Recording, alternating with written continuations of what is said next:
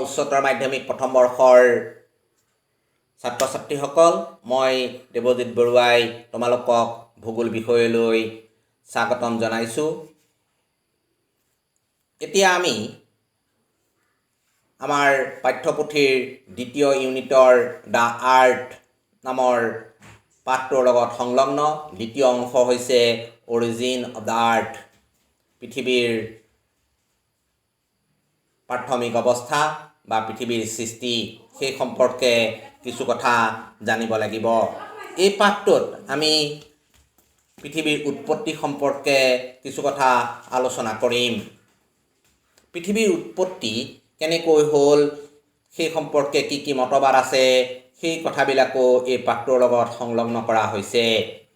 পৃথিৱীকে ধৰি সৌৰজগতৰ গ্ৰহসমূহৰ উৎপত্তিৰ সম্পৰ্কে বিভিন্ন পণ্ডিতে বহুকেইটা মতবাদ দাঙি ধৰিছে। এই মতবাদসমূহ দুই ধৰণৰ। এটা হৈছে পৰম্পৰাগত মতবাদ, ট্ৰেডিশ্যনেল থিয়ৰী, আৰু আনটো হৈছে আধুনিক মতবাদ। পৰম্পৰাগত মতবাদৰ মাত্ৰ দুটা আমাৰ বাবে অতি গুৰুত্বপূৰ্ণ।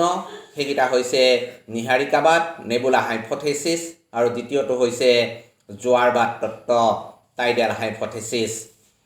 পৰৱৰ্তী আধুনিক মতবাদৰ আটাইতকৈ গুৰুত্বপূৰ্ণ মতবাদটো হৈছে মহানাদ তত্ত্ব। এতিয়া আমি নীহাৰিকা মতবাদৰ সম্পৰ্কে কিছু কথা জানোচোন আহা। নীহাৰিকা মতবাদ ধাৰণাটো পৃথিৱীৰ উৎপত্তি সম্পৰ্কীয় আটাইতকৈ প্ৰাচীন মতবাদ। জাৰ্মান দাৰ্শনিক ইমানুৱেল কাণ্ট আৰু লাপ্লাছ নামৰ গণিতজ্ঞ দুজনৰ যুগ্ম প্ৰচেষ্টাত এই মতবাদটোৰ সৃষ্টি হৈছিল। নীহাৰিকা মতবাদ অনুসৰি প্ৰাথমিক অৱস্থাত ঘূৰি থকা সূৰ্যৰ উপৰিভাগৰ পৰা অপকেন্দ্ৰিক শক্তিৰ প্ৰভাৱত কিছুমান খণ্ড ছিটিকি এৰাই গৈছিল। এই ছিটিকি এৰাই যোৱা টুকুৰাবিলাক কালক্ৰমত মধ্যাকৰ্ষণ শক্তিৰ বাবে সূৰ্যৰ চাৰিওফালে ঘূৰিবলৈ আৰম্ভ কৰে।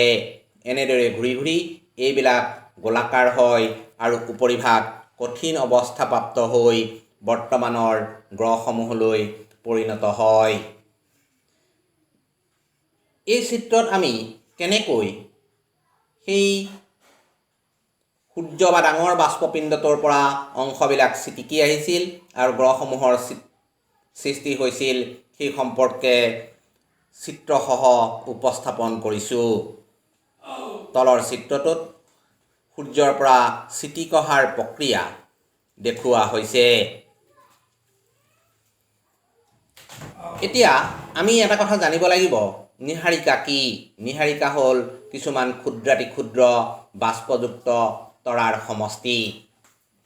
দ্বিতীয় ধাৰণাটো হ'ল জোৱাৰবাদ তত্ত্ব। পৃথিৱীৰ উৎপত্তি সম্পৰ্কে চেম্বাৰলিন আৰু মোল্টন নামৰ দুজন পণ্ডিতে আগবঢ়োৱা ধাৰণাৰ ভিত্তিত জিন্স এণ্ড জেফ্ৰিয়ে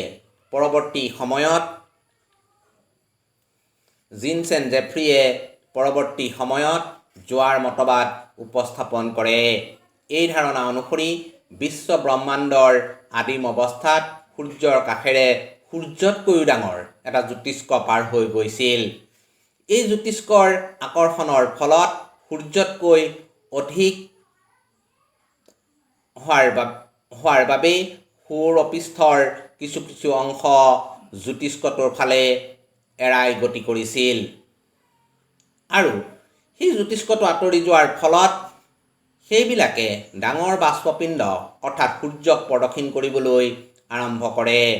এনেকৈ পদাৰ্থ পিণ্ডবিলাক ক্ৰমে খণ্ড বিখণ্ড হৈ ঘূৰি ঘূৰি শীতল অৱস্থাপ্ৰাপ্ত হৈ সেই প্ৰতিটো খণ্ডৰ পৰা গ্ৰহ উপগ্ৰহবিলাকৰ উৎপত্তি হয়। এই মতবাদ অনুসৰি সেই বৃহৎ বাষ্পপিণ্ডটোৰ পৰাই সৌৰ পৰিয়ালটোৰ সৃষ্টি হয়।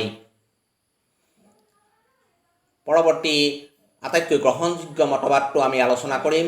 ই হ'ল আধুনিক মতবাদ আৰু ইয়াৰ নাম হৈছে মহানাদ তত্ত্ব, বিগ বেং থিয়ৰী। মহানাদ, নাদ শব্দৰ অৰ্থ হ'ল চিঞৰ আৰু মহা শব্দৰ অৰ্থ হ'ল ডাঙৰ, অৰ্থাৎ ডাঙৰ শব্দ কৰি হোৱা বিস্ফোৰণৰ ফলতেই পৃথিৱীখন সৃষ্টি হৈছিল বুলি এক শ্ৰেণী ভূগোলবিদে বিশ্বাস কৰে। সৌৰজগত হ'ল অন্তহীন বিশ্ব ব্ৰহ্মাণ্ডৰ এক নগণ্য অংশ।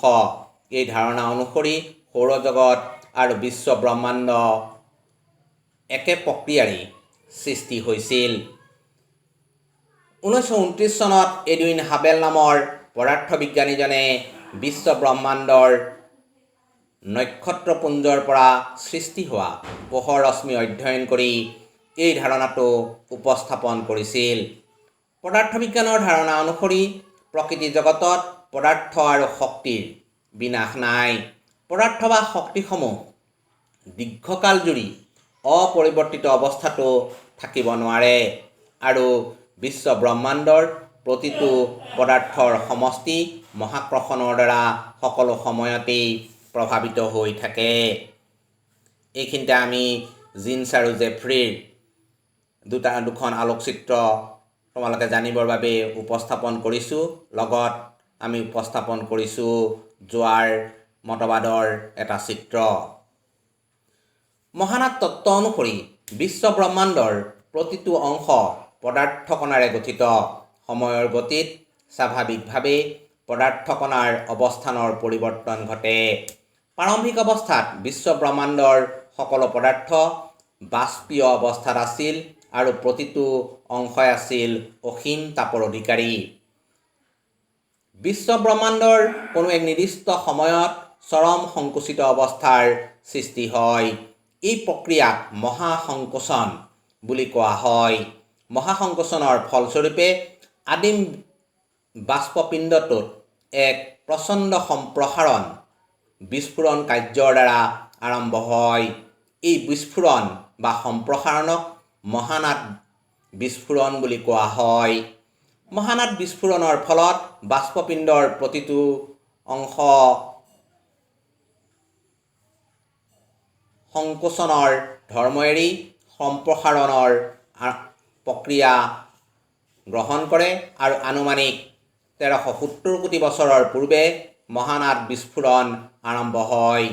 বিস্ফোৰণৰ ফলত বিশ্ব ব্ৰহ্মাণ্ডৰ অন্তহীন কিছু শক্তি পদাৰ্থলৈ ৰূপান্তৰিত ঘটাৰ ফলত তাপৰ মাত্ৰা হ্ৰাস হৈ শীতল হৈ বৰ্তমানৰ সৌৰ পৰিয়ালকে আদি কৰি বিশ্ব ব্ৰহ্মাণ্ডৰ বিভিন্ন অংশৰ সৃষ্টি হয়। মহানাদ তত্ত্ব অনুসৰি একোটা গেছীয় উপাদানেৰে পুষ্ট তৰাৰ বয়স প্ৰায় 500 পৰা 600 কোটি বছৰ বুলি ধাৰণা কৰা হয়। লগত একোটা হাতীপতিৰ ব্যাস 80,000 পৰা 1,50,000 আলোকবৰ্ষ বুলি ধাৰণা কৰা হৈছে।